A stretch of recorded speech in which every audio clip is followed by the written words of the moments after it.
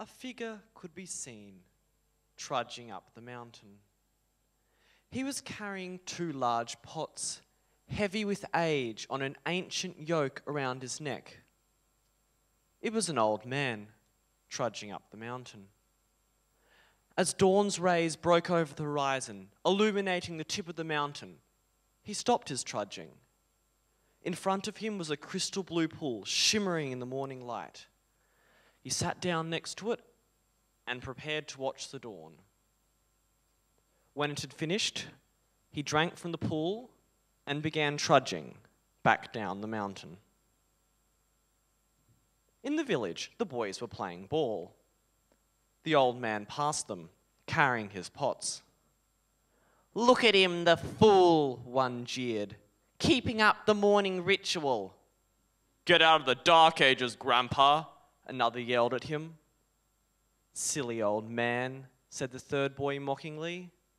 "We live in an age of reason now. We don't need the old superstitions." Thinking, "If you climb the mountain fair and drink from the pool there, as dawn's first light doth shine, the mountain strength is thine." The other boys laughed, agreeing. It was clear where the balance of power lay. "We don't need the old superstitions now. Drinking from a pool will not give you magic strength. The old man shouldn't let himself be yoked to tradition." The old man reached a crumbling building at the foot of the mountain. Inside lay a pile of jars, and, as always, he returned the 2 he had borrowed for that day. Stepping back outside, he breathed out. A smile crept over his face. He had finished the morning ritual, now to get on with the day. The boys, meanwhile, had grown tired of their game. That is, the third boy had grown tired, and when he was bored, they were all bored. They discussed what they wanted to do that day. One wanted to go swimming in the river, though the water was dirty and brown, or so the third boy said. Another wanted to race in the fields, though the grass was tall and itchy, or so the third boy said. He wanted to go to the forest because he had got a new bow and arrow and his parents wouldn't let him use it near the village. And so they went to the forest because that was the way they always settled these disputes. The first 2 boys soon realized they were not going to get a turn to shoot the bow. Their job was to collect the arrows when they invariably got lost. "He should get his own arrows," the first boy grumbled. "And let us shoot with the bow," the second agreed. But the third boy was oblivious. He was finding a new place to fire from. Then he saw it. "There," he said, "where all the leaves are piled by the rotting tree. Clear them away and I'll shoot from there." "You do it yourself," the first boy said. "You're always bossing us around and never do anything." "We've had enough," the second boy agreed, and they left. "You'll be back," the third boy yelled after them. Who were they to leave him? In his rage, he ran at the rotting tree to punch it. Big mistake. The leaves concealed a narrow ditch. He tripped and slid, thumping into the tree.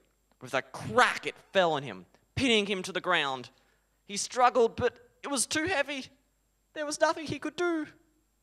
Help! As the boy languished, he wondered if his friends would hear him. He wondered if they'd return. He wondered if they were even his friends anymore. Then he heard someone coming. But it was the old man. Would he help the rude lad? "Please help me," the boy begged. "Please go back to the village and find someone strong enough to rescue me." "I have no need for that, son," the old man said. Then with a grunt, he lifted up the tree. Scrabbling out, the boy asked, "How did you get so strong?" "By climbing the mountain," the old man replied. "You mean the legend is true?" the boy prompted, wide-eyed. "No," the old man conceded. The legend is nothing more than a memory of what used to happen. Once there was no river, and each morning the men in the village would climb to the pool at the top of the mountain to get water. Then the river was diverted, and slowly they stopped coming. Now only I am left, but I still climb. While you sleep, I hike a long way carrying heavy pots. I drink from the pool, not to give me strength, but to refresh me.